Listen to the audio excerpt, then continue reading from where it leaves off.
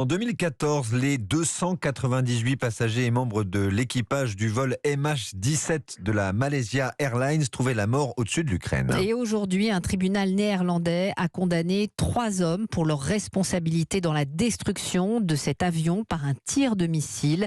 2 Russes et un Ukrainien, Thibaut Hu. Ouais, le tribunal de La Haye les a condamnés à la perpétuité. Ils sont reconnus coupables d'avoir transporté le missile depuis une base russe, mais aussi de l'avoir installé sur le site de lancement. Tous ont refusé de comparaître devant la justice. Un 4e homme a lui été acquitté. C'est l'une des attaques terroristes les plus meurtrières en Ukraine depuis la chute de l'URSS. En 2014, l'avion a été touché par une frappe au-dessus du Donbass dans l'est de l'Ukraine, une région tenue au moment du drame par les séparatistes pro-russes. L'appareil s'est ensuite écrasé dans des champs de tournesol. Bilan, aucun survivant parmi les 283 passagers et les 15 membres de l'équipage. Le président ukrainien Volodymyr Zelensky a salué la décision du tribunal sur Twitter. La punition pour toutes les atrocités russes sera inévitable, écrit-il. Le ministère russe des Affaires étrangères lui rejette toute responsabilité et dénonce un verdict politique et scandaleux.